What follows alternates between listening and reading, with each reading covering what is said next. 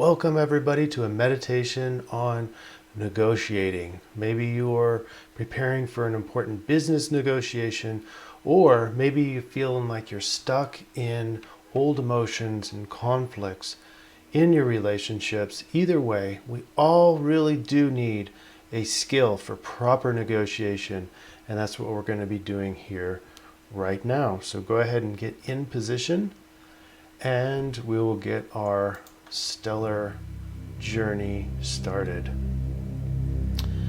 Today, we're going to relax by trying to calm the mind enough to feel your heartbeat.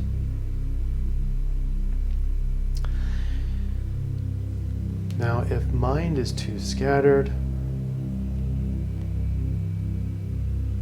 or if there's just too much going on, too much activity in the emotions, racing thoughts, it might be easier to start with the breathing.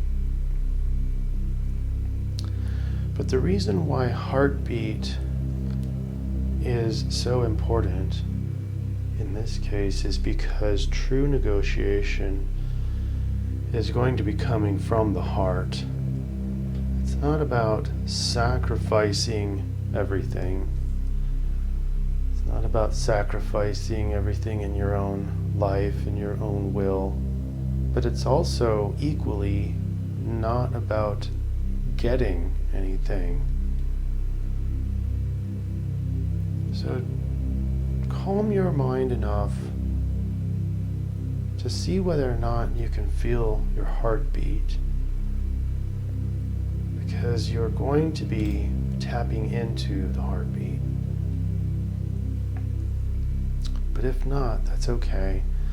Breathing in the lungs is very close to the heart. In fact, keeps the heart going. If there is no breathing, there is no heartbeat.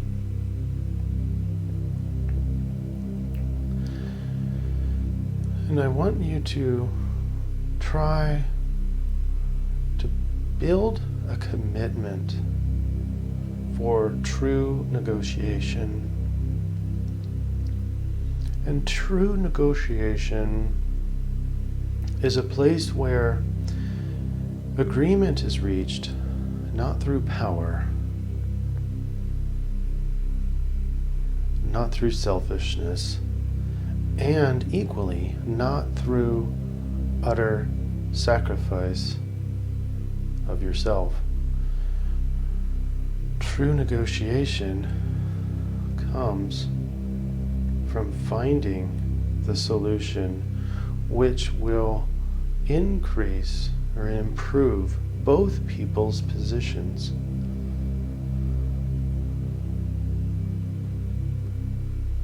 So we're neither totally sacrificing and giving away everything, and we're not totally selfish and trying to get as much as we can possibly get. The only viable solution, and there always is one, is where both parties win. And with your heartbeat should be pounding the will to allow, to create a scenario where both parties win. As you continue to relax, think about a current disagreement or a situation that's needing negotiation.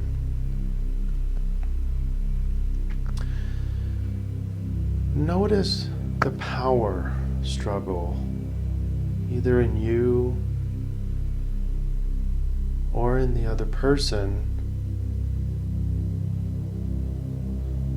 Notice how power tries to come in,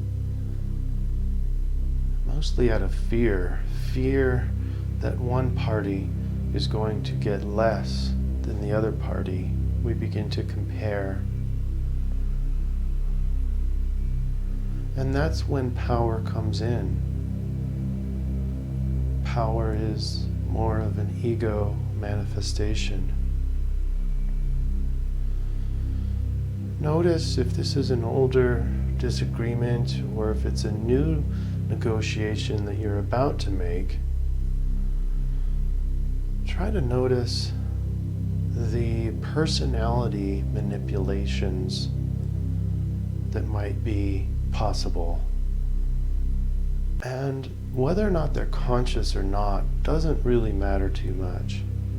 Most of these power struggles, manipulations are coming at the unconscious level, so it's not really their fault. And it's not really your fault. But noticing it is absolutely crucial in order to instill a pure negotiation. Manipulations might look like all-out aggressions. They might look like interrogations and guilt trip manipulations. But the hidden manipulations are perhaps aloof, maybe withholding details from the other person for power. And then the all underlying poor me is the fourth manipulation, where we divert the attention of the conflict onto the pain or supposed pain in the person's body. Let's wipe all that slate clean. Let's wipe all the power and manipulation away. Let's start over without any ego power, without any ego desire, and let's negotiate from the soul. In order to do that, the ego needs to trust that you will get everything your soul needs.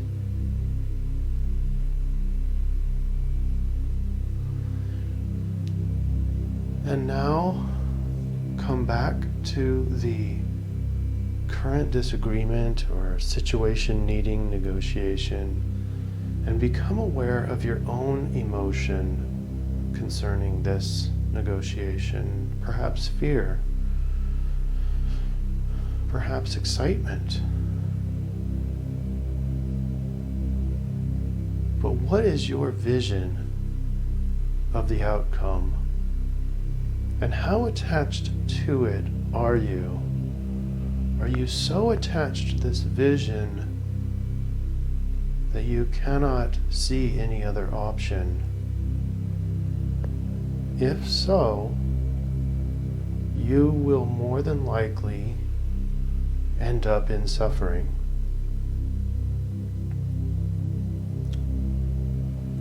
It's okay to have a vision. It's very important to have a vision. But loosen your grip of that vision and allow other options to come in. Now, become aware of your partner's emotions concerning this disagreement or negotiation. And what is their vision, do you think? Just even if you don't know what the vision is, or the outcome, or the goal in their mind, then try to guess what it is. What makes sense to their position?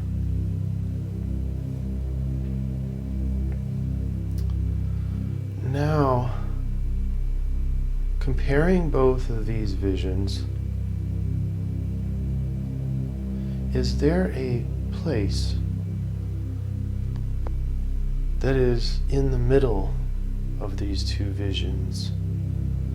In other words, if they're completely separate visions, there's absolutely no overlap, is there something, is there another vision that would arguably be placed in the middle of these two visions?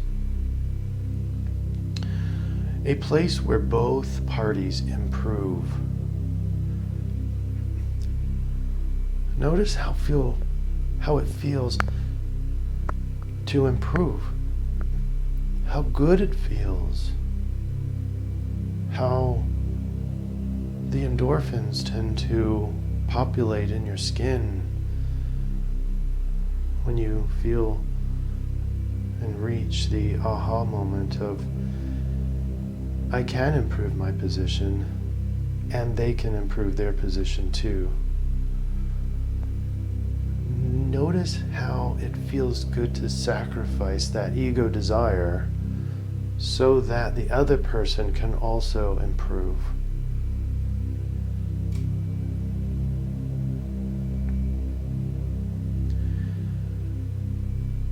If you're not getting the vision of the middle of these two visions, in other words, if you're not getting the new vision, then simply start the negotiation over, or you can press pause and continue to assess your own emotion and looking at your own vision and looking at the other person's emotions and visions.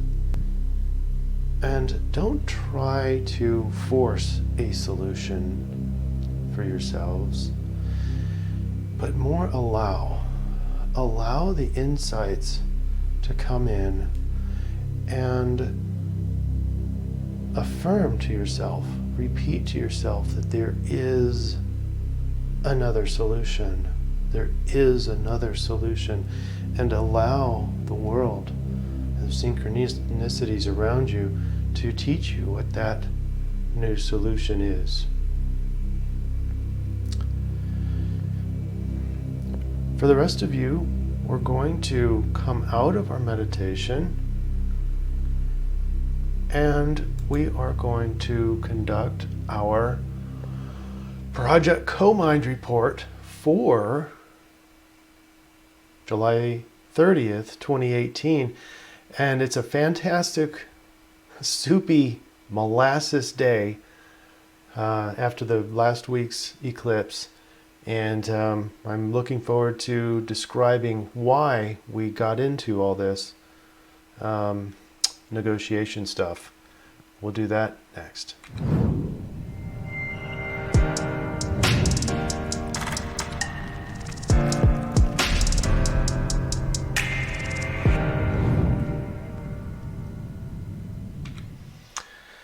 Thanks for being with me. I'm Chris McClary, NationalDreamCenter.com and ProjectComind.com. And if you enjoyed this meditation, I have more meditations coming every day, and they're based on what the biggest collective influence is on any given day. And that's why these meditations are strictly tailored for the collective influence. And I'm going to be going through here exactly what that collective influence is. But if you enjoyed this, subscribe and you'll get updates, especially if you click that little bell on YouTube. Click that little bell and you'll get updates every day. I really appreciate the support we're getting so far. So let's get right into it. And we're going to start with the astrology. Get my cursor and look at all these planets in retrograde: Mars, Pluto, Saturn, and then the moon as it transits into Pisces right here. We have some more retrograde planets around on the other side. So it's like right in the middle of all these retrograde planets. And we also have, people are talking about Sun square Venus. The Venus transit doesn't get too far away from the Sun, so this is the furthest away that it normally gets, which the square is going to produce a little bit of conflict. So there's conflict today in the air. There's also the moon in Pisces, very emotional, so you're going to get a little bit more sensitive. And then of course Neptune, but Neptune is harmonious with that because it rules Pisces. Okay, so a lot of emotions and a lot of conflict. Now we go to the DreamBot. The DreamBot's located at NationalDreamCenter.com, and these are the collective dreams. What everybody's dreaming about on the 30th, or at least last night, was pasta. And then, for some reason, But the red arrows is all about relationships. Let's look at them. Grandpa, grandma, sister, pregnant, it's a new relationship. Smile. These are the dynamics now inside of relationships. Alive, partners, and then the emotional stuff. Oops, let me go here. Roar, crying, and fire. Okay, so it's all about dynamics inside of relationships. The blue is the newness, something birthed, something new, eggs, pregnant, changes. Okay, so if today's influence, I'm sorry, I was away from the camera, I didn't even know it. If today's influence is all about emotions and conflict and kind of that soupy molasses emotional feel, then the DreamBot is suggesting that don't try to avoid those emotions in your relationships. Instead, use them for something good, something new, and negotiate. That's why we had the meditation on negotiation. Even though today, most astrologers I think would agree, don't sign big contracts, big business negotiations are not the day today. But certainly you can keep using the meditation for when you do have a big negotiation coming up. But nonetheless, it doesn't mean that you can't negotiate at the personal level in your own emotions, in your own relationships. If you're having a conflict or having those old emotions keep cropping up, it feels like molasses, then go to the meditation, do the meditation again, and resolving that, just as the DreamBot suggests, resolving that will give you a sense of something new in the relationship. Remember, negotiation is where both parties improve. The numerology is, pretty much the same. So it's a little bit different, staying motivated and staying busy, but there's a lot of chaos and self-expression, and there was diplomacy just yesterday, so that matches what the dreams were saying. Whoops, sorry about that. Okay, so in conclusion, today's the day to negotiate. If you like the idea of getting a tailored meditation for each day based on the collective influence, please subscribe. I really do appreciate your shares and comments. It's been very refreshing to know that we're on the right track at least, and it's gaining ground day by day. Also, if you're seeing this on a later date, then keep in mind that there's going to be a more current one for whatever day that you're watching this on. And as the co-mind reports progress, you can stay tuned with them at YouTube or projectcomind.com. Thank you, everybody. And we are the National Dream Center, healing the collective psyche, one mind at a time. Enjoy your day today.